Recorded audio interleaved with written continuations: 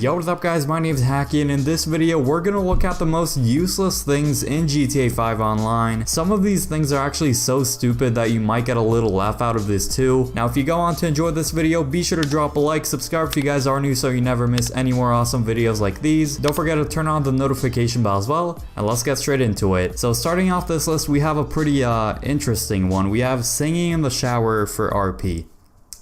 Yeah, I don't know if a lot of people want to sing to a GTA Online game chat. I mean, no one really wants to hear you sing. Unless you're Shawn Mendes or Shakira playing GTA Online, no one really wants to hear that. At least I wouldn't sing in the shower in GTA Online to get 20 RP. Like, you get barely any RP for it. 20 RP is like absolutely nothing. So not only is it pretty weird to sing in the shower in a video game, but it's also probably gonna annoy all the people in the lobby just hearing you sing in the shower. Like, if you do it IRL, I get it. Like, it could be pretty sick sometimes, like doing a whole concert in there, but doing it in front of a whole GTA Online lobby, it's not the greatest thing, especially since you do it for very little RP. The next one's gonna be emailing. If you didn't know, if you go on the internet, there's a little like inbox icon, and from there you can email other players like longer messages than just like the normal like phone text messages. You might at first think it's actually pretty useful, but no one ever checks their email in GTA Online. Like, I've never seen or heard anyone say, oh, I forgot to check my GTA email, let's see if I got a response from Mr. Krabs. Like, who are you gonna get an email from, and who's actually gonna respond to your emails? I guess it's better than the phone text messages because it's a bit like made for longer messages. But then if someone wants to send a longer message, they're probably gonna use the Xbox Messenger or the PlayStation Messenger, like the social club thing for PC. So there's really no point to this. I don't really see why it's in the game. No one really knows about it either. But who knows? I mean, maybe your history teacher is gonna get in your GTA lobby and email you about that homework you didn't do the other day. But that's probably not gonna happen, so I think you're good, and it's safe to say the email feature is pretty useless. The next one is the remote bomb option you can put on cars in Los Santos Customs. This option has been in the game for the longest time, maybe since the very start, and it was cool back in the day, but no one really uses it now. There's no real point to use it, just because if you want to blow someone up, if you want to drive into someone and blow both of you up, you basically just put a sticky bomb on the inside of your car, and then you can trigger it immediately and blow it up whenever you want. You don't even have to put it in the inside of your car, but usually people just like open the door and then place a sticky bomb on the inside of the door, and then they get in the car, close the door, and then they just drive into someone and blow it up. Not to mention, one sticky bomb is a lot less expensive than buying the remote bomb option. It used to be a good troll back then where you bait someone to get in the car, you put the remote bomb on, and then you call the remote bomb on your phone to trigger it. It really is a waste of money, so if you want to do something like this, I do recommend you guys use a sticky bomb for it instead. The next extremely useless thing is the taxi in GTA 5 Online. It is such a useless feature. Thinking about it, the only thing it'd be good for is not getting kicked for an activity in a session. I guess you'd call for a taxi and then just set the waypoint to the other side of the map, and it would take a really long time to get there since the taxi driver follows all the traffic lights and everything. But besides that, there wouldn't be any reason you'd want to call a taxi. I mean, you can't really like take the taxi and then do it yourself. Like, you can't pick up NPCs and then like charge them money for it, and it's such a slow and inefficient way to get around the map. I mean, you can easily get hit by an oppressor, and if you're stranded somewhere, there's a chance the taxi can't even pick you up. It can't even get to some places, so if you want to get saved by a taxi, you can't even do that some of the time. It's really a no-brainer. You'd rather use one of your personal vehicles, like an armored one or just a very fast one. And the thing that makes taxis even worse in online is you can't even fast travel with it. In story mode, if you call in a taxi, you can fast travel once you get in it, which is a really cool feature that they don't have in online. If they did have the fast travel option once you get in taxis in online, maybe it'd be not so bad, but they don't, which makes taxis even more worthless. The next useless feature in GTA Online is smoking. The smoking feature has really no point, and it's not that it doesn't do absolutely nothing. It actually does something, but it actually damages you. It literally reduces your health. It's not like you just press the button to do it and then you do the emote. It actually takes away health, which makes it even more garbage. The only reason I can think of someone doing it is if they want to be a specific character in GTA roleplay, or if they have a specific screenshot they want to do with it. Other than that, it's completely pointless. It's actually right next to the snacks options in the interaction menu, which means you might accidentally select it instead of one of the snacks, and then you're just stuck doing the smoking emote. And instead of gaining health by eating snacks, you're actually reducing your health with doing that emote. Next one is going to be the vehicle impound function in the game. Getting your vehicle impounded is one of the more annoying things in GTA Online, and it's such a pointless thing to get your vehicle moved to the impound. I guess it's a bit more realistic since you get killed by the cops and then you get your vehicle impounded, but the only thing it's doing really is just annoying you. A little trick trick, if you do get your vehicle impounded, you could just call up your assistant if you do have a CEO office and then just recover it from the impound for $1,000, which is really worth it in my opinion. It's a good thing that's actually a feature in the game, because let's say it wasn't a feature and then you're all the way up in Paleto Bay and you get your vehicle impounded, you're gonna have to drive all the way back to the city to get your vehicle back. The thing that makes it really useless though is you could just park your car right next to the impound and then you could just climb on it and you can go over the fence and that just gets your vehicle. You're gonna get some stars on you, but it's not really a big deal. And if you don't want to deal with the cops at that time, you literally just need to pay like $250, which is absolutely nothing to get your car back. Another way to get the vehicle back is just call in another vehicle from any other garage, and then that's gonna destroy that vehicle, and then just call Moore's Mutual, and then the previously impounded vehicle is gonna be back in your garage. For the next useless feature, we have the car wash. I rarely ever use the car wash. It's good to have in the game, but it's just a bit pointless. It's a little annoying when you call down a vehicle from your CEO office and it is a bit dirty. That's probably the only time I'd use it, but besides that, I mean, you could just call it away and then call it back if you want, and then the car's gonna be completely clean. Only the pickiest of car guys in GTA actually care about their car being a little dirty, because most people just call it away and back because of the damages on the car, not because it's a little dirty. Another useless thing is the bed in GTA Online. You're basically like sleeping in GTA Online. It does absolutely nothing when you lay in bed in GTA and try to sleep. It'd be a lot more useful if you'd go to sleep and then let's say like 7 hours pass by or something, but I'm not sure how that would work in a public session since you have other people in there. The only thing I've seen the beds used for is just for the little animation when you load into a GTA Online session. Again, I don't know why someone would lay in bed unless they want to take a certain screenshot. Obviously, it's a good thing there's actually a bed in GTA Online, but it doesn't really have a specific function and it doesn't really do anything, so it's pretty pointless, but it's a good thing it's still there. Now, the final useless thing is Lester's locating a car feature. When you call up Lester, you have a couple of different options like locating a boat, locating a plane, and locating a car. And the locating a car option is so pointless. One, it's gonna locate a car pretty far away from you, so you'd rather just find a car yourself. And two, it's not gonna be any crazy vehicle, like it's not gonna be any armored vehicle or like a supercar. But what really makes this option a joke, not to mention you actually have to pay for this, is when you're done using that vehicle, you actually get a wanted level on you, which is just super annoying considering this is completely worthless. The other two locating options, one is locating a boat and one is locating a plane. Those aren't that useless depending on where you are on the map, but a car should be pretty easy to find. I'm definitely sure you guys can find a better car than Lester. No hard feelings, Lester, but let me know which one you found to be the most useless out of this list. But I hope you all did go on to enjoy this video. If you did, drop a like on it, subscribe if you guys are new, turn on the notification bell as well. Anyway though, this has been Hakiii. Have a good rest of your day. I'll see you guys in the next video,